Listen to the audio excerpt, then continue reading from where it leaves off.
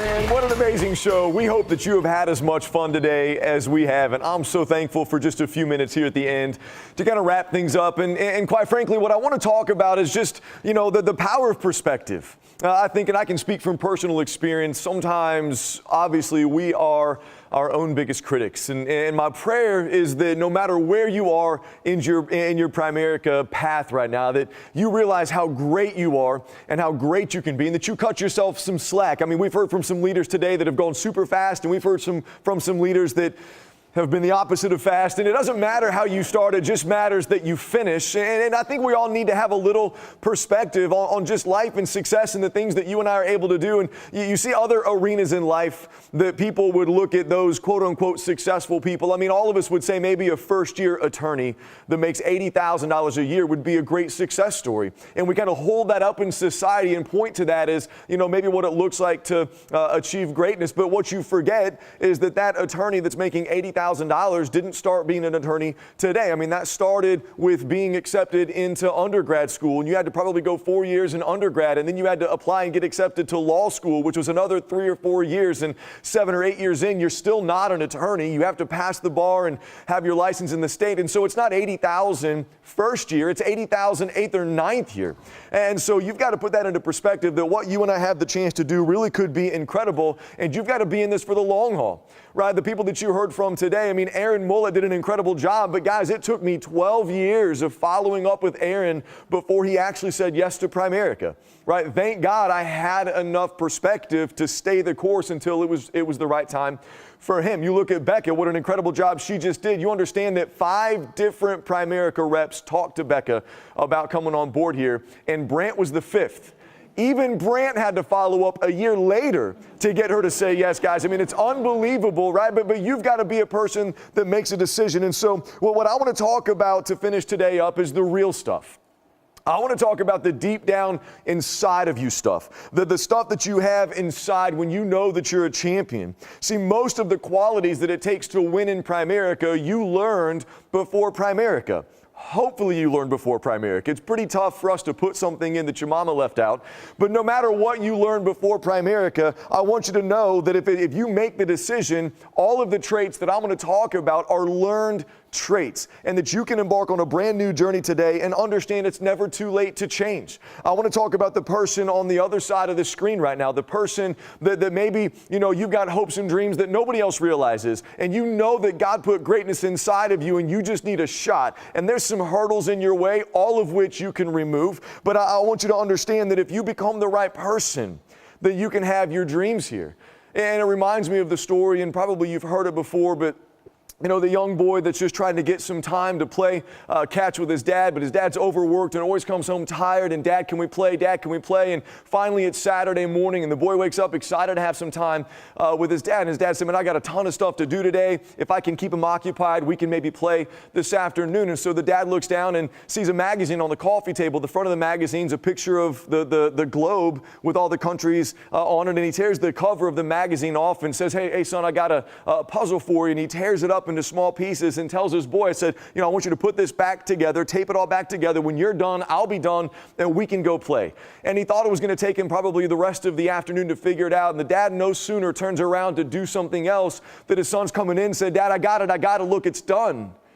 And his dad looks down and says, there's no way you could have put it together that fast when you don't even know what the world really is. And the boy said, no, you don't understand, Dad. When you tore the cover off, I saw on the back of the cover was a picture of a man.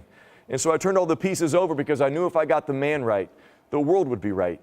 And see, that's you. You got to get you right. You've got to figure out what fires you up, and the rest of this just seems to fall into place. And so I want to talk about some key common characteristics of successful people in Primerica. All of these things you can learn, and all of these things are required, in my opinion, for success. And I think it's the inside stuff. I think it starts with a commitment.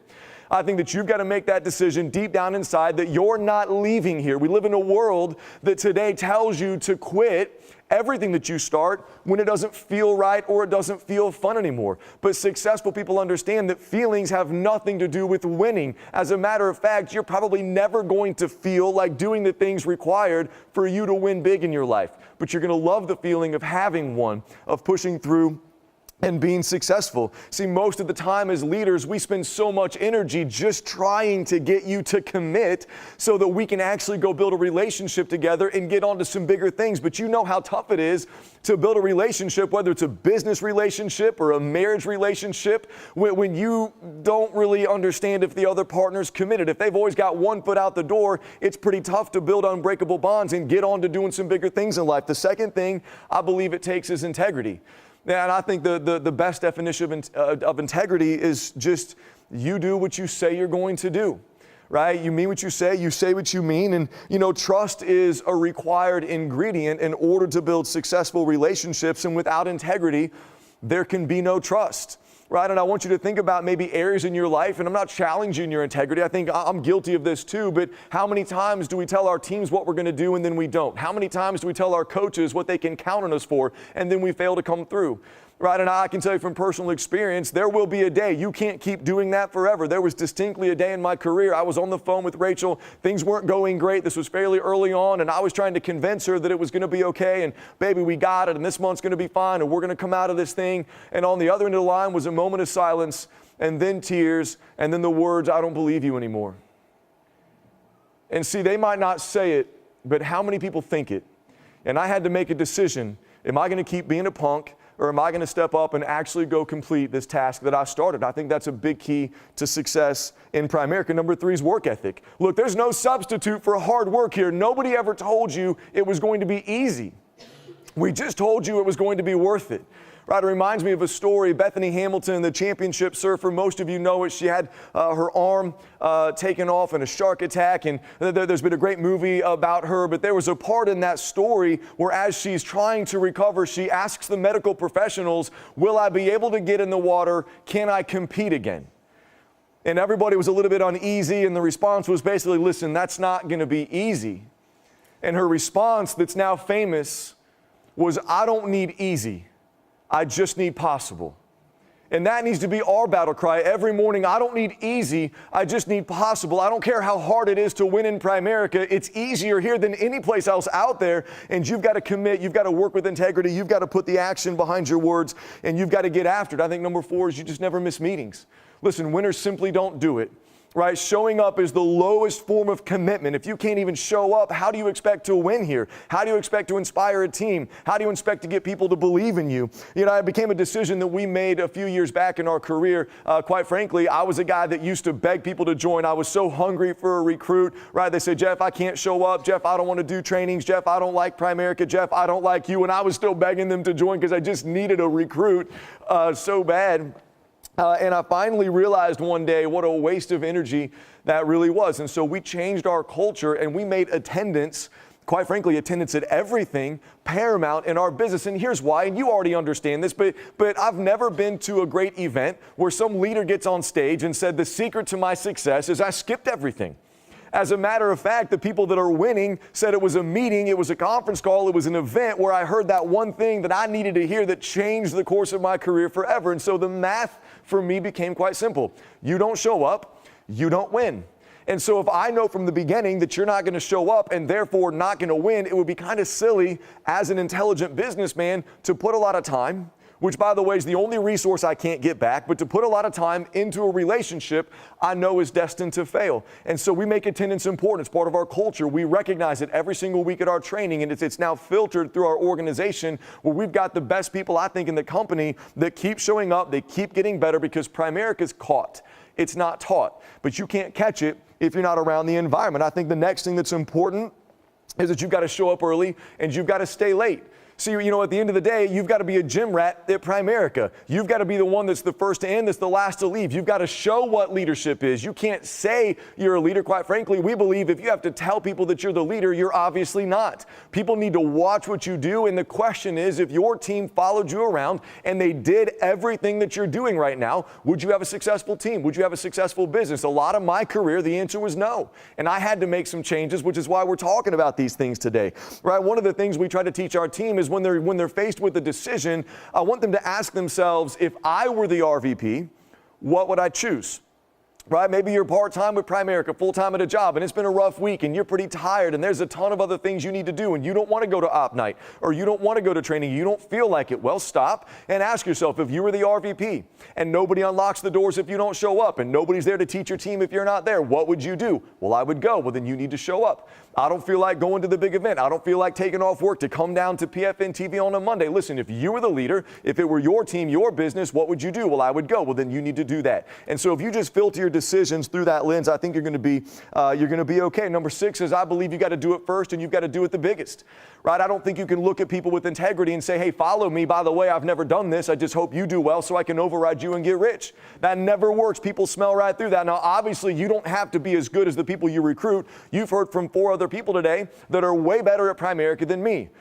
But I've done Primerica. I've got the months that I've written over 10 or 12,000 of personal premium. I've recruited 5, 6, 7, 8 directs a month. I've made money. I've saved money. I've been on thousands of appointments. I've taken away excuses. I've been to every event. I've done this. Therefore, I can ask them to join me on this quest. But what about you? Right? Have you set an example that others want to follow? Are you inspiring people to success? I think that the 7th point that you've got to embody is you're looking for people that are self-motivated, and you've got to be self-motivated. Right? I mean, one of the questions I hate for people to ask is, Jeff, how do I motivate my team? You don't motivate your team. You find a motivated team. Right? One of the challenges I've had is I've not been super great at accountability, quite frankly. And I think my team would attest to that. I'm probably pretty weak on accountability, and I've got to get better at that. But quite frankly, the reason I struggle with it is I never really needed it myself. Right? My bank account held me accountable. When it was screaming for money, I knew what I had to do. I had to get to work, and it was screaming for money a lot of the way in our success. But you know what you need to do. You don't need a show like this to tell you should set more appointments, that you should see more families, you should recruit more directs, you should close more sales. And quite frankly, if your goals and dreams don't motivate you to action, I don't think there's anything that you, me, or any of the other leaders can do for you. The 8th point that I think it requires is you've got to do it scared.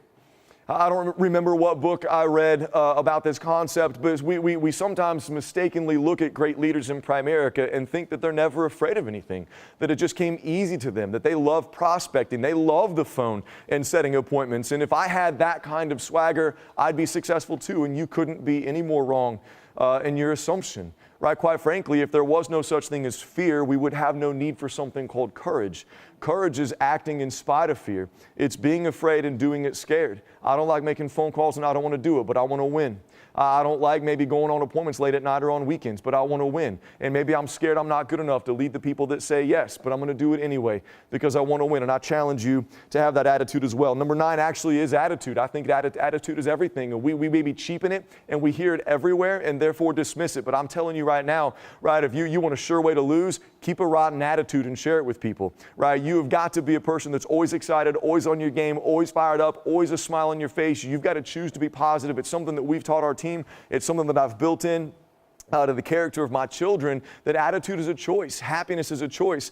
This morning I got a text message from both of my daughters. One is 15, about to be 16. Our middle child is 13. And then we've got Max, who's 8, just turned 8 in September. But something that I started, I've taken my girls to school since they were in preschool. And in preschool, I started affirmations with them where every morning, without fail, now without being prompted, they tell me I'm going to have a great day because I choose to. I'm a beautiful princess of God. Every morning. And this morning, even though I'm in Atlanta and they're back home, I got a text message from, these are teenage daughters. When I said, good morning, I love you, they texted back, I'll have a great day because I choose to. I'm a beautiful princess of God. We've built that into the culture of what we view as is important. And number 10 is that you've got to decide that you're never, ever, ever, ever, ever, ever going to give up. This is not a business, you heard it, of talent. It's a business of tenacity. If you just keep showing up, you're destined to win. You will find great people. You will get better along the way. And that decision is a decision that only you can make. So in closing, I just want to finish up with the power of purpose. I talked at the beginning about the power of perspective, and I want to finish with the power of purpose. So you've heard it all day.